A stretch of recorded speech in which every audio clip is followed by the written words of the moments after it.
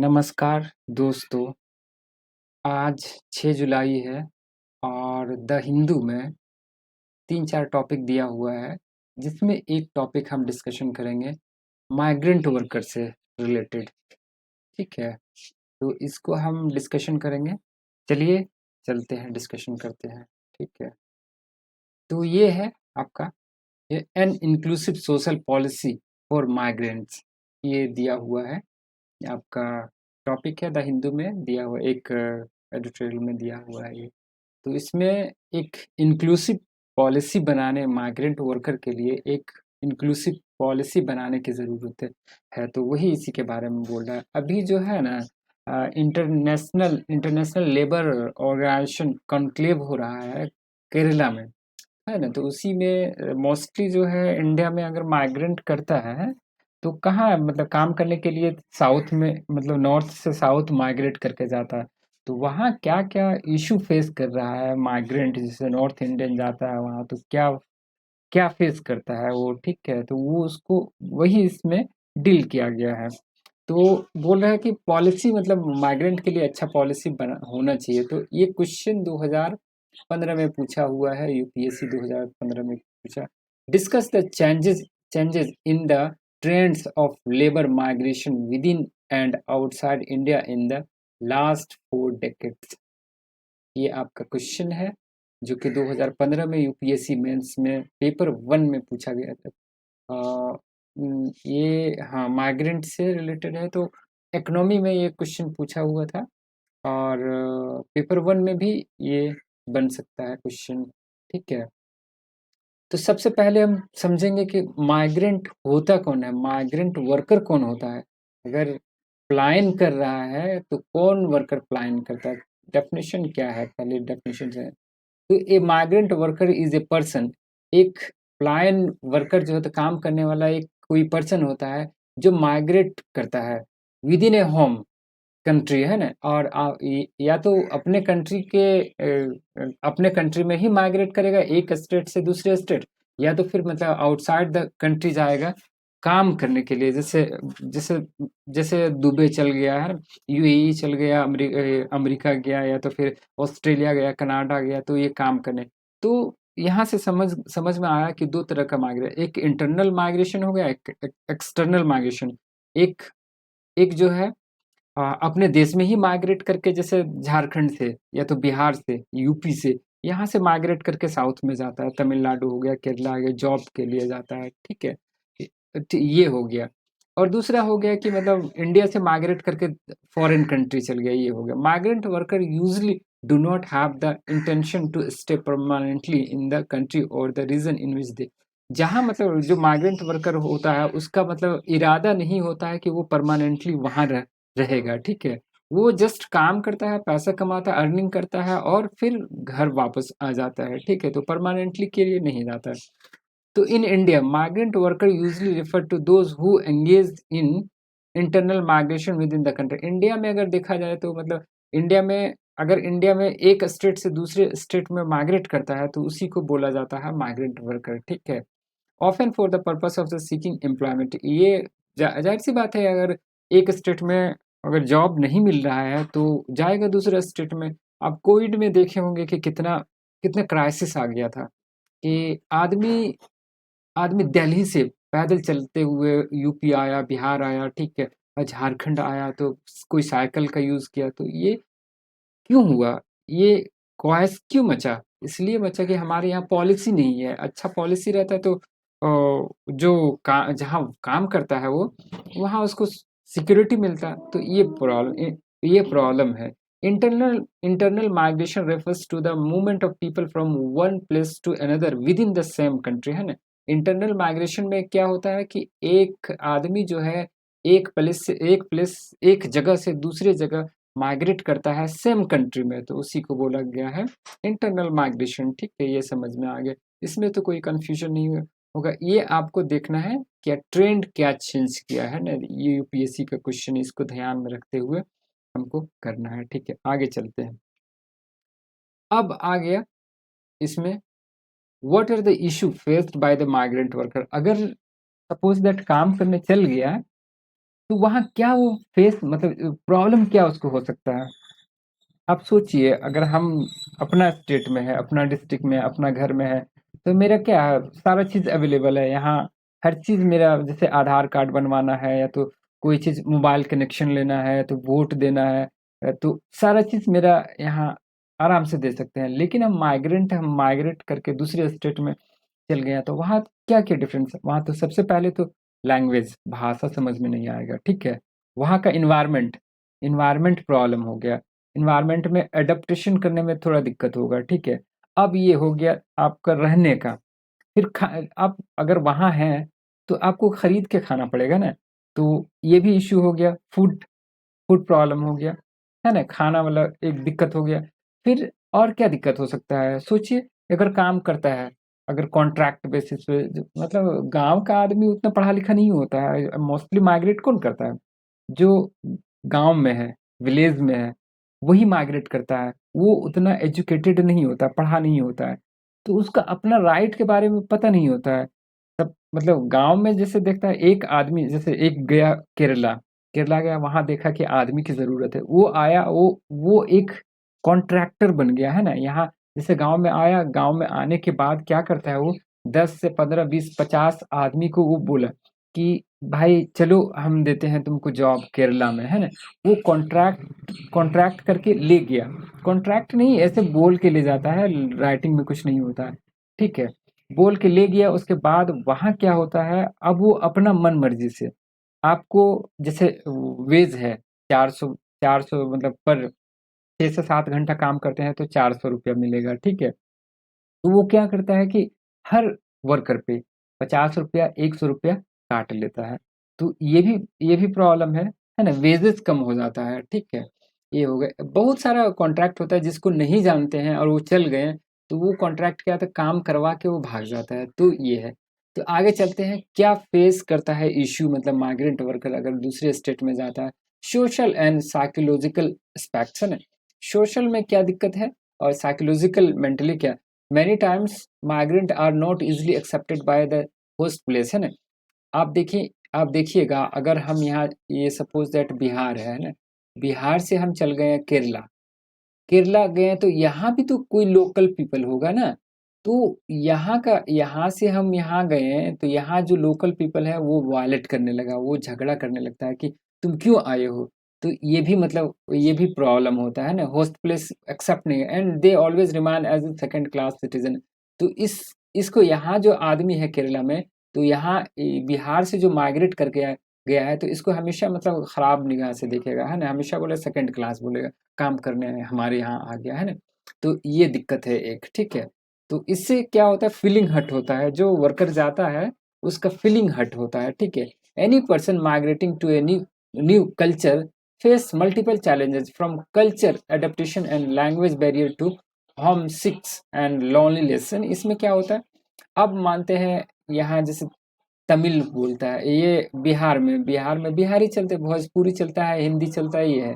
अब चल गए केरला, मलयालम यहाँ चलता है। मलयालम तो मेरे मेरी बस की बात है, सर के ऊपर से ही उड़ेगा। तो ये यहाँ जाएगा तो यहाँ किससे बात करेगा बेचारा? तो ये लैंग्वेज प्रॉब्लम हो गया, इसमें दिक्कत होगा। अब सिक बीमार भी हो जाता है कभी कभी, अगर स्ट्रेस हो गया, अगर लैंग्वेज किसी से बात निश्चित नहीं होता है वहाँ का इन्वायरमेंट में, तो ये दिक्कत है कि वहाँ इसको बीमार भी हो सकता है ना। Wages problem, lake of better wages, है ना? ये देखिए, अब बेटर वेज नहीं मिलता। वेज मतलब जो पैसा कमाता है, वही बोला ना कि मिडिल मैन की वजह से 100 रुपया या तो 150 रुपया अपने पॉकेट में वो डालता है, तो ये दिक्कत होता है। इक्वल वेज नहीं मिलता है, जो जाता है, जो जितना मतलब बात कर पाता है, जैसे यहाँ से ले गया, है ना? यहाँ से ले गया, किसी को 300 रुपया दे रहा है, किसी को 400 रुपया दे रहा है, किसी को 500 रुपया दे रहा है।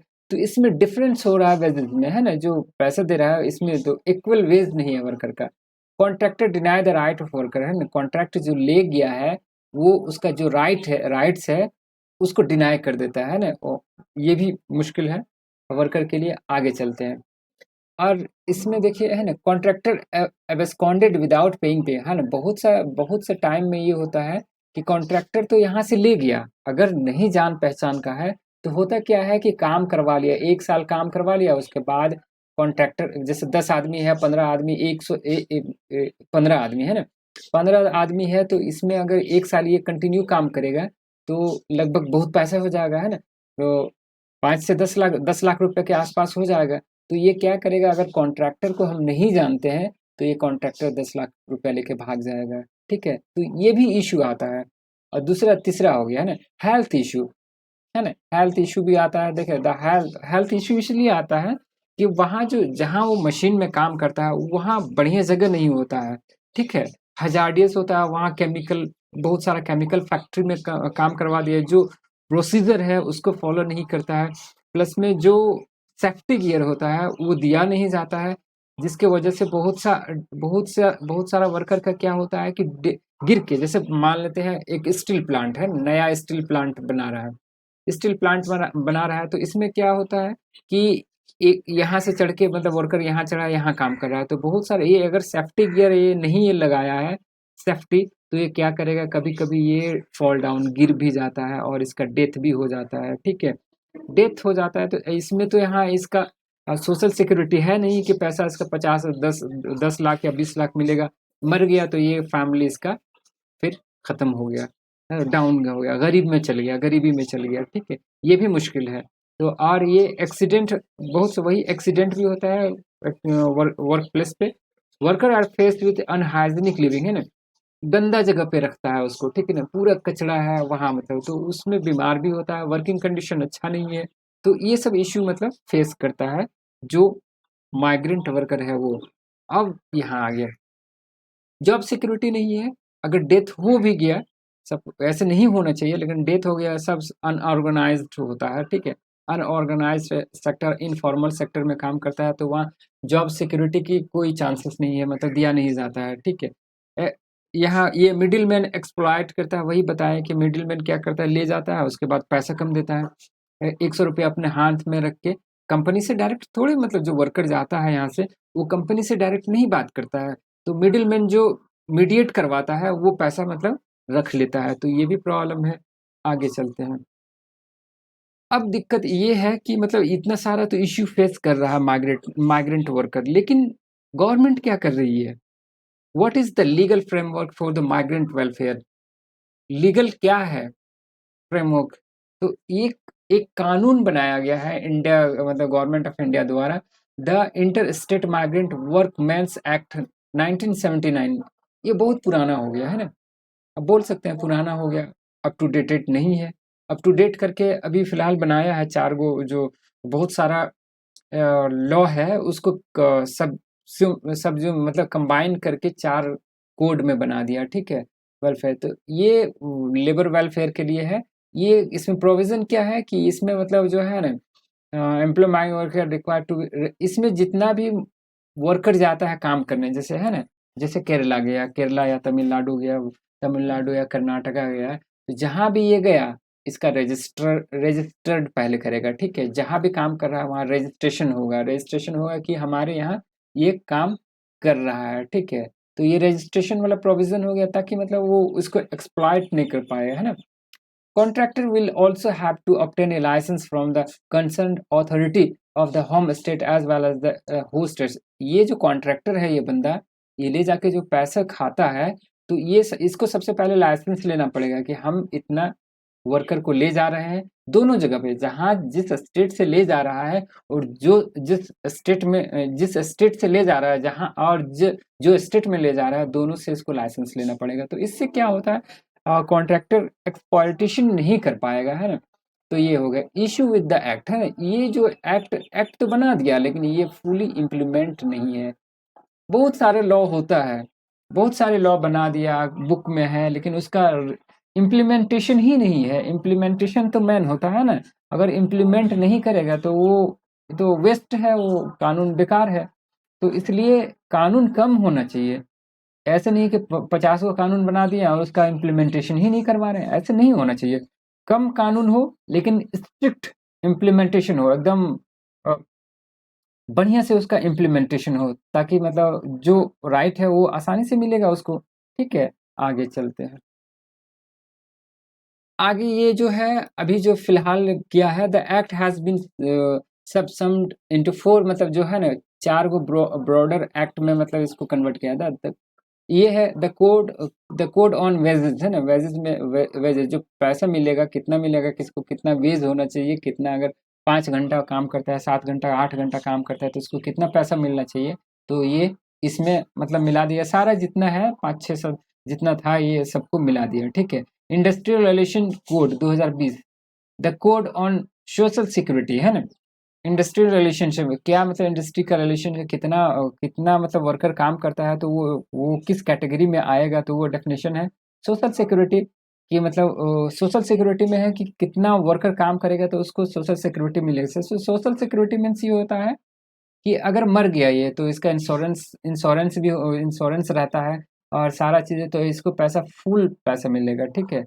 तो the occupational safety and health and the working condition code है ना, कैसे मतलब अगर काम कर रहा है तो अनहाइजीनिक नहीं होना चाहिए, हाइजीनिक होना चाहिए, साफ सुथरा होना चाहिए, सेफ्टी होना चाहिए ना, सेफ्टी के बारे में बात करता है, हेल्थ के बारे में बात कर, वर्किंग कंडीशन के बारे में बात करता है। तो ये 4 गो एक्ट बनाया है सारा एक्ट को, तो ये इसी को अगर बढ़िया से इम्प्लीमेंट कर दिया जाए तो बेटर होगा, अच्छा ही होगा, ठीक है। What are the issue with legal framework for migrant worker, legal क्या है ना, तो वही लीगल ये है कि ये एक्ट बढ़िया से काम नहीं कर रहा है आपका। जो inter state migrant workman act 1979 है ये तो बढ़िया से काम नहीं कर रहा है। जो small startup and informal sector left out from the social security coverage है ना, इसमें ये सब इशू है कि मतलब जो है सोशल सिक्योरिटी का ये सोशल सिक्योरिटी से बाहर ही है ये स्मॉल स्टार्टअप और इनफॉर्मल सेक्टर, जिसके वजह से मतलब there are no specific provision for the social security for employees in a small startup है ना, कोई सोशल सिक्योरिटी का कोई प्रावधान नहीं है स्मॉल स्टार्टअप्स में। माइक्रो माइक्रो और work in small establish having less than 300 worker, इसमें भी प्रॉब्लम है, इसमें भी नहीं है, ठीक है। तो यहाँ ये इशू है लीगल, ठीक है। तो इससे क्या होता है कि मतलब जो जो कंपनी या तो फिर एंटरप्राइजेज बनाता है तो इसी को देखते हुए क्या करता है कि वो 10 से 12 आदमी कम ही रखेगा, ताकि वो अगर इंस्पेक्शन के लिए आता है, अगर जांच जांच के लिए आता है कि तुम्हारे यहाँ तुम्हारे कंपनी में आपके कंपनी में जो आदमी काम कर रहा है उसको सोशल सिक्योरिटी मिला है कि नहीं, तो वो बता देगा देखिए हम इस क्राइटेरिया से, तो आप जो बनाए हैं लॉ उस क्राइटेरिया से तो हम बाहर हैं, तो हम सोशल सिक्योरिटी क्यों देंगे वर्कर को। तो ये हो जाता है ना, ये इश्यू होता है। इस सोशल सिक्योरिटी देने से बहुत मतलब फ़ायदा होता है वर्कर के लिए, तो बहुत अच्छा है। और इसमें वर्कर का पीएफ वूएफ भी सारा चीज़ कटता है और इंश्योरेंस भी होता है, तो ये इश्यू है। गवर्नमेंट द्वारा क्या स्टेप लिया गया है ना, क्या स्टेप लिया गया जिसमें क्या प्रोग्राम लाया, क्या स्कीम लाया गया। सेंट्रल गवर्नमेंट जैसे है ना, central relief and rehabilitation of migrant and repatriate है ना, अगर कोई चीज़ प्रॉब्लम हो गया कहीं, जैसे केरला है या तमिलनाडु हो, इसमें माइग्रेंट वर्कर गया है और वहाँ प्रॉब्लम, तो रिहेबिलिट का इश्यू मतलब रिहेबिलिटेशन भी उसका किया जाए, रिलीफ भी किया जाएगा, पैसा देगा रखेगा वहाँ। वहाँ एक बनाया गया जैसे बना के एक क्या बोलते हैं इसको, वो एक कमरा बना देगा है ना, एक घर बनाएगा, वहाँ रिहेबिलिट करवाएगा, वहाँ रखेगा, उसको रिलीफ देगा है ना। मेंटल स्ट्रेस स्ट्रेस जो होता है, टॉर्चर होता है, उसको अच्छा से वहाँ से काउंसलिंग भी करवाएगा। तो ये आपका गवर्नमेंट द्वारा बना। One nation one ration card, अब बाहर आदमी जाता है तो वहाँ तो राशन का भी प्रॉब्लम होता है, खरीद के खाना पड़ता है सारा चीज़। तो अब ये क्या है, क्या किया गया है कि आप एक राशन और एक नेशन वन राशन कार्ड, आप अगर झारखंड में है या बिहार में है, आपका राशन कार्ड है, आपका नाम है, तो आप क्या कर सकते हैं कि आप केरला में भी अपना राशन उठा सकते हैं। तो ऑनलाइन कर दिया, आप कहीं से भी उठाइए। आप अगर यहाँ से उठाते हैं, आप अगर आपका फैमिली झारखंड मतलब बिहार में है या झारखंड में है, तो क्या करेगा वो, आपका फैमिली 10 फैमिली है, आप चल गए हैं वहाँ, ठीक है। आप 10 फैमिली को नहीं मिलेगा, आपको 8 फैमिली 9 फैमिली को मिलेगा। एक फैमिली आप वहाँ गए हैं तो आपको राशन वहाँ केरला में मिलेगा, ठीक है। तो ये एक अच्छा ही इनिशिएटिव है गवर्नमेंट का, एक बढ़िया इनिशिएटिव है। One nation one ration card. Afford affordable rental housing complex, अब जो है उसको रहने के, अगर बाहर गया है तो रहने का भी तो इश्यू है ना। तो अगर अगर किसी के रूम लेके रहता है तो उसमें ज़्यादा पैसा लगता है। अगर गवर्नमेंट अगर दे रही है मतलब रहने का अगर आवास दे रही है तो उसमें कम पैसा लगेगा। तो ये भी एक अच्छा है, अच्छा इश्यू है। और कोविड-19 जब आया, जो कोरोना आया, उसमें पीएम गरीब कल्याण योजना चलाया गया, है ना? इसमें मतलब जो है फ्री में 5 केजी का प्रावधान था, एक आदमी को 5 केजी राशन दिया जाएगा। तो ये भी बहुत अच्छा मतलब था, ठीक है? इसको कंटिन्यू रखना चाहिए, ठीक है? ई श्रम पोर्टल, इसमें मतलब कितना मतलब हमारा मतलब मैनुअल वर्कर है, एग्रीकल्चर में कितना काम करता है, इससे डाटा जो है हमको पता चलेगा, है ना? कि कितना मेरा वर्कर है, ठीक है? तो ये एक अच्छा इनिशिएटिव है, लेकिन इसमें दिक्कत ये है कि इसमें एक आम आदमी सेलेक्ट इसमें मतलब रजिस्टर नहीं कर सकता है, बहुत सारा इश्यू आता है। गाँव में उतना तो पढ़ा लिखा है नहीं, तो इसमें अवेयरनेस की ज़रूरत है और एक कैंप खोलना चाहिए। सीएससी सेंटर है, लेकिन वो पैसा ज़्यादा लेता है, ₹200 के आसपास कभी-कभी ठग लेता है कि ई श्रम कार्ड बनवा दे रहे हैं, इसमें पैसा आपका आएगा। तो मज़दूर लोग क्या गाँव में क्या करता है कि लालच में मतलब पैसा आएगा, तो चलिए बना दीजिए, ₹200 लीजिए या जो भी लीजिए, बना दीजिए। तो ये इश्यू होता है, इसमें थोड़ा गवर्नमेंट को ध्यान में रखना चाहिए, ठीक है? National policy on migrant worker, NITI Aayog द्वारा ये ड्राफ्ट लाया गया था, ठीक है? और इसमें बोला गया था कि एक पॉलिसी होना चाहिए माइग्रेंट वर्कर के लिए, तो ये है। स्टेट माइग्रेंट सेल, है ना? स्टेट द्वारा माइग्रेंट सेल बनाया जाए, है ना? ताकि आसानी से इसका रिहाइड्रेशन मतलब रिड्रेसल हो सके। रिड्रेसल मीन्स कोई इश्यू अगर आता है बाहर में, जैसे केरला में कोई आता है, तो इस सेल को अप्रोच करे माइग्रेंट वर्कर, और वो जो इश्यू है उसको आसानी से रिजॉल्व करे। तो ये आपका ये इतना तक हो गया, ठीक है? अब वे फॉरवर्ड में क्या होना चाहिए? तो इसमें क्या है ना, merrily enrolling worker in A registry will not be effective. अगर हम जस्ट खाली रजिस्टर कर लिया कि हाँ हमारे यहाँ इतना वर्कर है, तो ये वर्कर आया है, रजिस्टर कर लिया, इससे कोई फायदा नहीं है। आप कॉपी में कर लिए कोई, लेकिन इम्प्लीमेंट करना ज़रूरी है। Therefore it is crucial for the central government to collaborate with the state and coordinate their action in the safeguarding the right of worker, है ना? आप ओनली जैसे सेंटर तो आप नहीं कर सकता है ना अकेले, तो वो कोलैबोरेट करे स्टेट से। छोटा-छोटा जैसे है पंचायत में है, पंचायत पंचायत लेवल पे भी मतलब जाके कोलैबोरेट करे, ठीक है? और एनजीओ से करे, और जो सिविल सोसाइटी है उससे करे, और माइग्रेंट वर्कर के वेलफेयर के बारे में थोड़ा-सा बढ़िया से मतलब स्टडी करे, ठीक है?